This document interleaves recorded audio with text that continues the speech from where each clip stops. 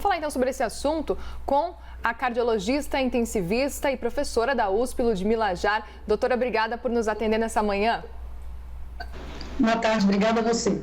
Doutora, estou vendo aqui que, segundo o Instituto Nacional de Propriedade Industrial, só a fase 1 desse estudo, desse spray, foi concluída até agora. O que a gente tem até o momento desse spray? O que a gente sabe? Dá para ter um pouquinho de esperança de que a Anvisa realmente vai revisar, vai dar tudo certo? Precisa esperar essas fases? O que a gente sabe até o momento? Sem dúvida, é uma expectativa importante. Vamos lembrar dois fatos. O vírus afeta o organismo de duas maneiras. Primeiro, ele entra no paciente via respiratória e a primeira semana da doença ela é caracterizada por uma multiplicação desse vírus, é quando ele se replica. Nessa fase, muitas drogas foram testadas, todos nós passamos por inúmeros estudos que nós lemos, nos aprofundamos, pesquisamos com medicamentos para debelar o vírus, para matar o vírus, e eles não foram eficazes. A azitromicina foi testada nessa fase, a cloroquina, a ivermectina, alguns antivirais, e o único antiviral com potencial pequeno foi o Redensivir. Aí a gente entra na segunda fase da doença, é quando o vírus causa inflamação, e é esse que é o momento de maior gravidade, que quanto mais séria a inflamação, mais dano no pulmão, maior a chance do paciente ser entubado, maior a chance de morte e de comprometimento dos outros órgãos. Então, começou-se a estudar uma maneira de minimizar, de reduzir a inflamação do organismo contra o vírus. Ou seja, eu deixo de tentar experimentar medicação para matar o vírus, mas eu tento minimizar o impacto do vírus na inflamação. Então, nessa lógica, vem um spray. Esse spray, chamado Exo CD24, ele funciona da seguinte maneira. Esse Exo é chamado exossoma, é como se fosse um saquinho. Ele é um transportador dessa substância CD24, que uma vez inalado, ou seja, um spray, ele vai direto no pulmão minimizar a inflamação. Então, pela lógica, tem todo um sentido. Vamos lembrar o que até agora comprovadamente funciona. É o corticoide. E qual é a ação do corticoide? Diminuir a inflamação. Só que ao invés de ser inalado, ele é sistêmico, eu aplico na veia do paciente internado. Então, ele diminui a inflamação, ele minimiza o impacto do vírus no sistema imunológico. Corticoide, comprovadamente, reduz a mortalidade nos pacientes hospitalizados com oxigênio. Segunda medicação que há menos de uma semana, comprovadamente, demonstrou-se reduzir a mortalidade. Tocilizumab. Qual é a ação? Anti-inflamatória, diminui o impacto da doença no sistema imunológico. Essa medicação foi estudada pelo pessoal de Oxford, o estudo já está no pré-print, já liberado, mas ela reduziu morte, reduziu a incidência ou necessidade de o paciente ir para o respirador.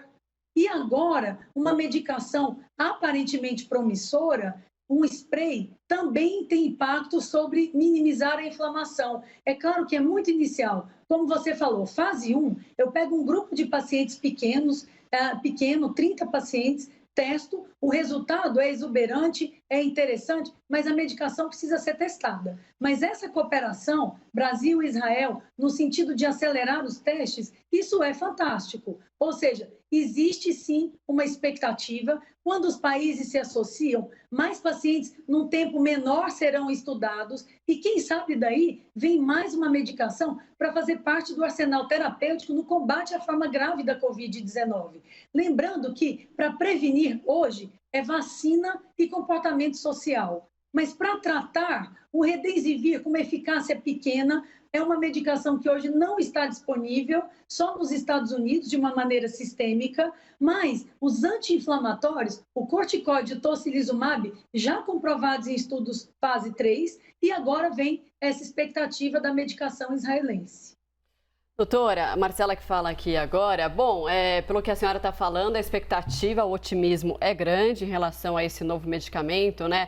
A gente já viu tantos medicamentos surgirem aí com a promessa de um tratamento eficaz contra a Covid-19, o que a gente tem até agora não é nada, né, de tratamento efetivo contra a doença. Quanto que é esse otimismo, né? De fato, assim, o que a gente já tem de concreto e quanto tempo deve levar esse estudo? Quando que a gente pode ter esse medicamento se tudo caminhar bem e da forma mais rápida possível, quando outras nações também vão contribuir para esse estudo? Marcelo, você lembrou muito bem. Muitas vezes, o início de um lançamento de uma medicação ou de uma notícia como essa, ela deixa as pessoas muito animadas, mas a comunidade científica, isso está comprovado ao longo de décadas, ela tem que cumprir um certo rito, no sentido de provar comparativamente em grupos, em nações distintas, em situações diferentes, a real eficácia dessa medicação. Quantas vezes nós tivemos estudos fase 1, a própria cloroquina, a azitromicina, que aparentemente eram eficazes, e quando nós fizemos os ensaios clínicos fase 3, o que significa isso? Um número maior de pacientes sendo testados e um grupo que recebe a medicação comparado com um grupo que não recebe a medicação, e o tratamento dos dois é exatamente idêntico, com exceção dessa intervenção. Então, o ensaio clínico fase 3, ele é necessário antes de nós dizermos essa medicação funciona. Quanto tempo demora isso? Depende. Por exemplo, numa cooperação entre países, se eu consigo, no momento que a epidemia tem números crescentes como nós estamos vivendo, então eu preciso passar um ritual regulatório. Eu aprovo o estudo, isso hoje pode demorar poucos dias, já que os países estão muito interessados por conta da pandemia, e as próprias agências regulatórias e as comissões de ética hoje trabalham com celeridade. Então, eu aprovei o estudo, eu começo os testes, eu posso resolver isso numa questão de 60 dias, por exemplo, e não de 6 meses, 1 ano. Então, quando vem algo que realmente chama atenção, que tem uma lógica, que em pesquisa a gente chama de plausibilidade biológica, ou seja, tem um sentido, é uma doença inflamatória, a medicação chega no pulmão, que é o órgão afetado, e ela minimiza a inflamação.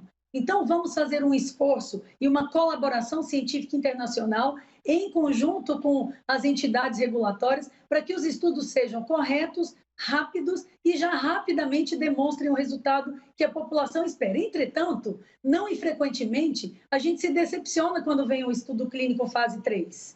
Ele, muitas vezes, aparentemente é bom numa fase inicial como essa, e quando a gente compara, à luz da ciência, populações homogêneas, a medicação não tem comprovação do ponto de vista de eficácia e de segurança. Ou seja, é um dado inicial, não há liberação nesse momento para o uso dessa droga, mas, mais uma vez, eu reitero a importância da colaboração científica e da celeridade no processo para estudar realmente se vale, se é eficaz, e aí sim ir para os testes de aplicação em ampla escala, que é o que a população precisa. Doutora, eu vou continuar nesse ponto porque o presidente Bolsonaro disse nesse post que ele fez que ele vai enviar em breve o pedido do registro do uso emergencial desse spray. Já é o momento de falar em uso emergencial? Provavelmente, o que eu entendo disso é que o presidente deve colocar a Anvisa a par e já iniciando uma cooperação científica para em breve uso emergencial, a depender dos resultados. Eu acho que a lógica é essa. Eu acho que o que ele deve estar falando é que houve sim um acordo de cooperação, Netanyahu e presidente Bolsonaro, no sentido de acelerar os testes. E a Anvisa entra como uma agência extremamente séria para dar seriedade ao processo, celeridade, mas não uso emergencial baseado em fase 1? Provavelmente não, a não ser que realmente haja uma justificativa baseada nos estudos que nós não conhecemos e ainda não temos os resultados. Mas quando você fala numa série de 29, 30 pacientes e já falar em uso emergencial, provavelmente a Anvisa requererá mais dados, já que é uma agência extremamente séria e quando eu vou usar uma medicação nova, eu preciso demonstrar pelo menos segurança na população. Então, provavelmente, iniciam-se testes de cooperação no sentido de uma maneira emergencial, mas dentro dos princípios éticos e científicos, demonstrar ou não a eficácia dessa medicação. Bom, como a gente vem falando aqui, claro que esse spray ainda está em teste e estudos em fase inicial, né? Agora, já tem casos ou tem algum receio de qual tipo de reação adversa pode acontecer com esse spray, que aparentemente é um medicamento tão simples, né, de ser utilizado? Marcela, aparentemente não. Quando você imagina que você está levando uma substância que reduz a inflamação no pulmão e que ele tem um efeito local tópico, é possível que os efeitos adversos sejam muito pequenos. Na maioria das vezes, quando a gente testa medicação inalatória, spray, os efeitos que a gente espera, por exemplo, são efeitos irritativos nas vias aéreas, mas não efeitos graves, como morte, reações graves, isso não se espera.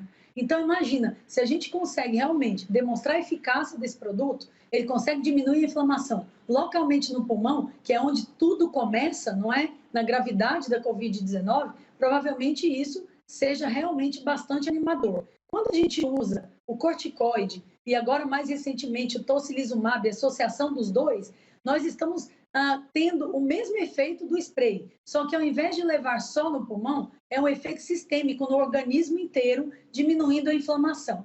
Então, como pesquisador, eu imagino que o spray deveria ser usado numa fase inicial da doença, que é quando o vírus entra no pulmão, mas numa fase já mais sistêmica da doença, quando já tem comprometimento dos outros órgãos, aí provavelmente eu devo lançar mão das outras medicações anti-inflamatórias pelo seu efeito em todo o organismo. Mas a lógica científica é a mesma. Não adianta a gente ficar lutando com medicação para reduzir a replicação viral. Esses estudos foram realmente bastante desanimadores em relação a resultados. A lógica toda é a gente diminuir a inflamação. E a gente sabe, por exemplo, que quando você inocula o vírus em pacientes diferentes, tem pacientes que não vão ter nada, tem outros que vão ter uma gripe leve e outros pacientes que vão ter pneumonias graves, problema cardíaco, problema renal. Por quê? Porque a imunidade desse indivíduo, quando vai reagir contra o vírus, reage de uma maneira muito intensa, inflama o organismo inteiro.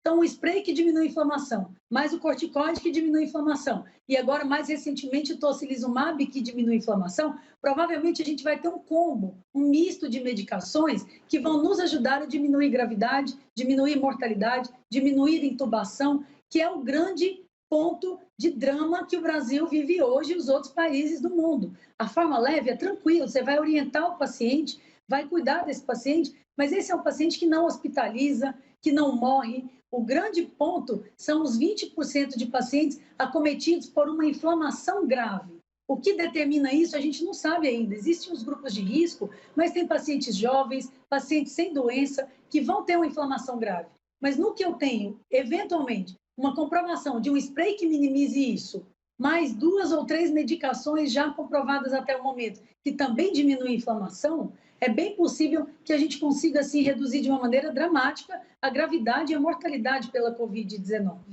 Agora, doutora, é importante a gente deixar claro, né, que esse spray, ele é diferente da vacina. O spray é um medicamento, né?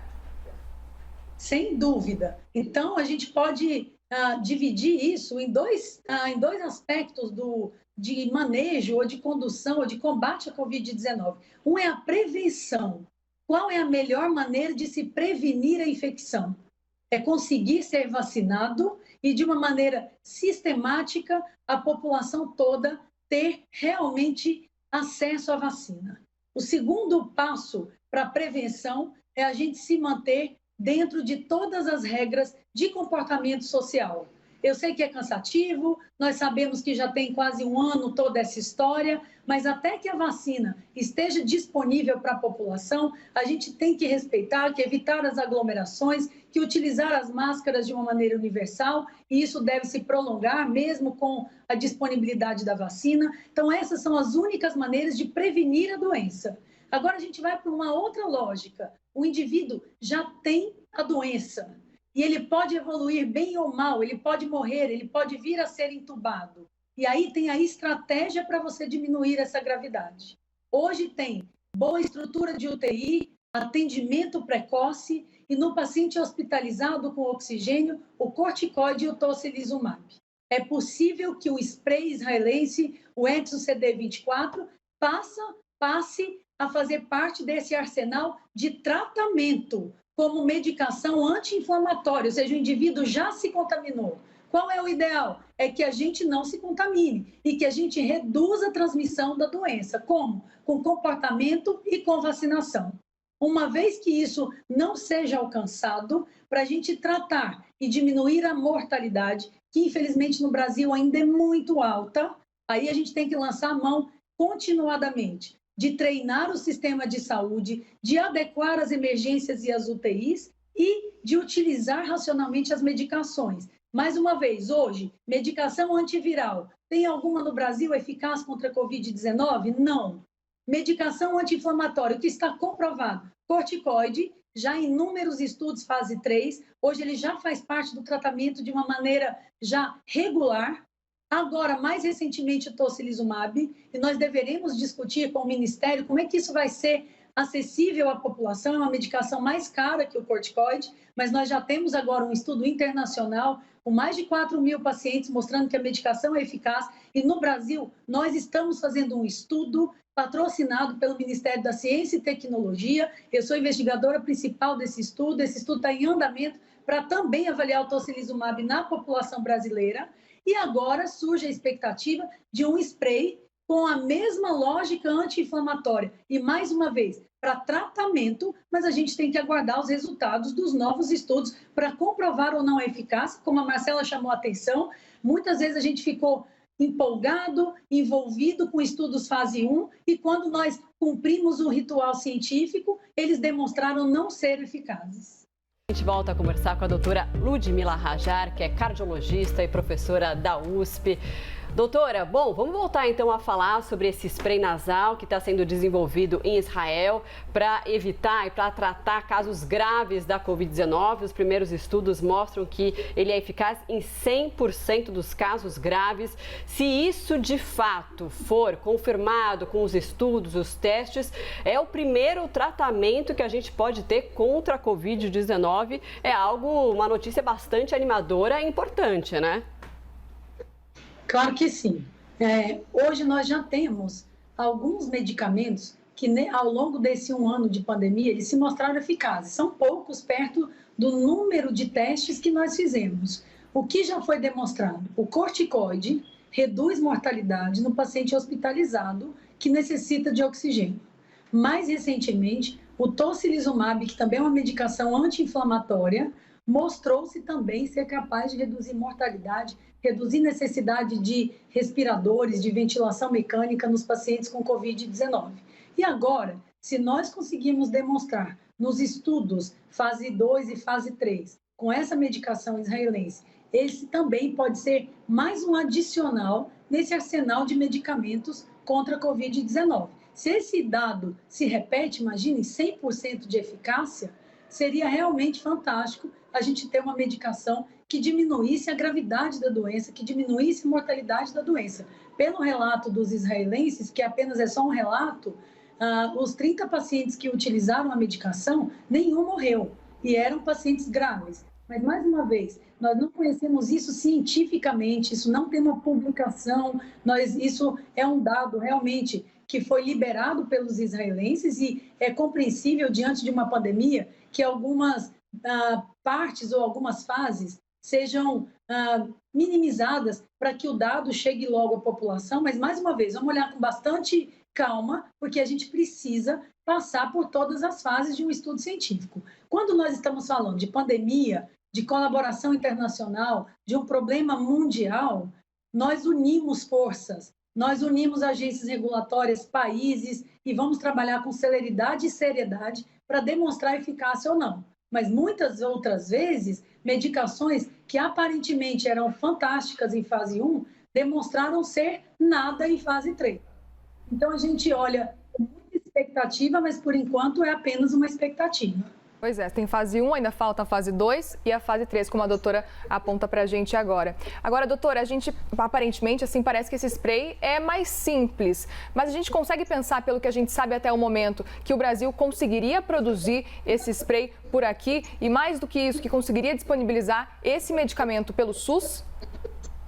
Olha, é bem possível. Eu vou falar um pouquinho da técnica na qual se baseia esse spray. CD24, tanto é que o nome inicial é ExoCD24, CD24 é uma molécula que ela tem a capacidade de diminuir a inflamação. Então, por exemplo, essa molécula sendo desenvolvida em Israel basta transferir essa tecnologia para o Brasil. E o Brasil tem capacitação para replicar isso, sem sombra de dúvidas. Exo, por que se chama exo? É um exossomo. é uma partícula que simplesmente carrega o CD24 para o pulmão. Porque imagina que o indivíduo vai inalar, vai ter um spray, e ele tem que passar pela via aérea e chegar no pulmão. Então, o Exo é como se fosse o transportador da CD24. O Brasil tem capacidade de produzir, sem dúvida. Então, o que vai acontecer? O que vai acontecer? Vai acontecer que transfere a tecnologia e o Brasil consegue replicar isso. Tá certo. A gente perdeu o áudio ou a conclusão? Você tinha mais alguma coisinha para falar, doutora? Não, eu acho o seguinte, o que eu achei mais importante desse post do nosso presidente é realmente um momento que nós devemos olhar para toda a tecnologia disponível no mundo, trabalhar em cooperação, trabalhar com auxílio das nossas agências para tentar diminuir a gravidade dessa pandemia. Isso demonstra realmente que todo mundo agora trabalha de uma maneira unida para diminuir a mortalidade pela Covid-19 e para diminuir a transmissão da Covid-19. Ontem mesmo, a revista Lancet, que é uma revista uma das de maior prestígio do mundo, lança um ponto de vista de uma comissão internacional, dizendo, por exemplo, que os países do G20 e outros que estão sendo fortemente acometidos pela pandemia, não só da parte de mortalidade de pessoas, mas o impacto socioeconômico, tem que agora buscar esforços de cooperação. É com o FMI, é com a Organização Mundial de Saúde. Então, não dá mais para a gente trabalhar de uma maneira isolada, país a país. Essa é uma doença mundial. Isso é uma praga que afetou o mundo. Então, é momento, mais do que já deveria ter acontecido, de colaboração. Então, sai uma pesquisa, aí de uma maneira responsável, vamos colaborar, vamos cooperar com a ciência e vamos tentar, de uma maneira rápida, elucidar, esclarecer se a medicação funciona ou não. Funciona? Vamos aprovar. Próximo passo, vamos fazer chegar à população. E o mesmo eu digo em relação a vacinas. Se existem inúmeras vacinas eficazes, o Brasil não tem que minimizar esforços para ter todas as vacinas e esse acesso à população o mais rápido possível. Que daqui a pouco a gente tenha 50%, 60%, 70% da população vacinada. Aí a gente vai ter o controle dessa pandemia. E medicamentos comprovadamente eficazes. Doutora, obrigada. Obrigada pela sua participação. A gente conversou então com Ludmira Rajar, cardiologista, intensivista e professora da USP. Obrigada por solucionar aí, de repente responder todas as nossas dúvidas sobre esse spray, essa novidade no tratamento da Covid-19. Obrigada. Eu que agradeço vocês.